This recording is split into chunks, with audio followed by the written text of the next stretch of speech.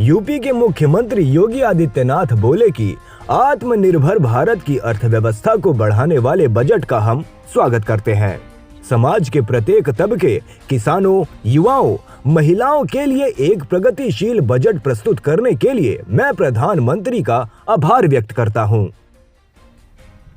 Union budget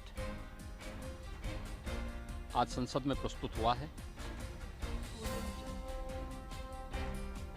आत्मनिर्भर भारत की परिकल्पना को साकार करने वाला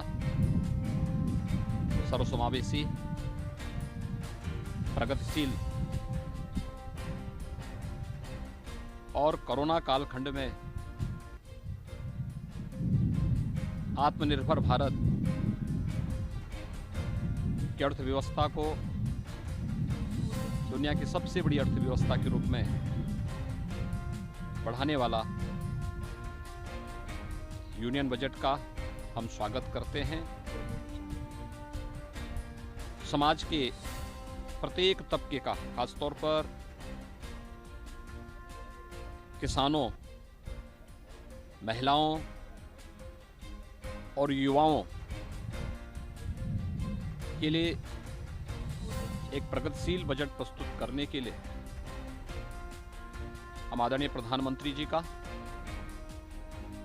और केंद्रीय वित्त मंत्री जी का हृदय से आभार व्यक्त करते हैं।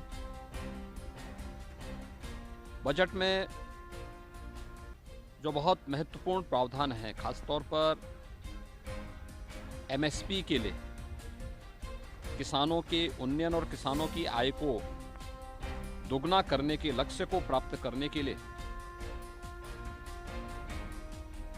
यह जो किसानों की वर्षों से चली आ रही मांग को पूरा करता है और प्रधानमंत्री जी के उस संकल्प को जो 2022 तक किसानों की आमदनी को दोगुना करने के लक्ष्य उन्होंने रखा था, उसे भी पूरा करता है।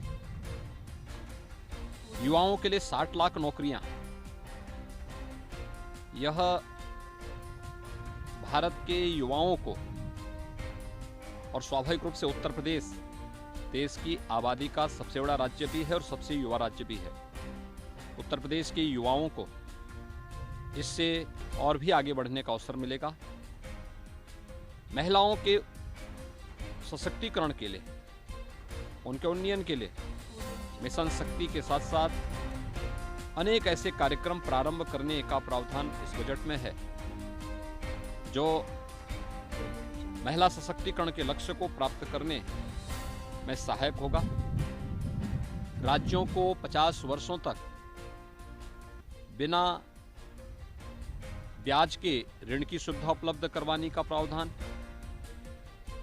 और भी ऐसे प्रावधान हैं। नदियों को जोड़ने के लिए उत्तर प्रदेश में बुंदेलखंड क्षेत्र, केन बेतवा को जोड़ने के लिए बजट में प्रावधान होना, 400 वंदे भारत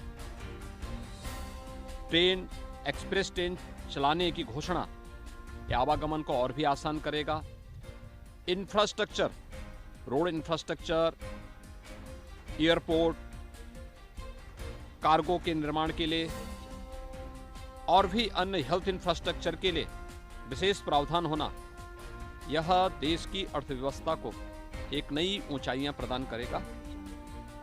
एक सर्वसमावेशी और प्रगतिशील बजट के लिए आत्मनिर्भर भारत की परिकल्पना को साकार करने वाले इस बजट का हम स्वागत करते हैं।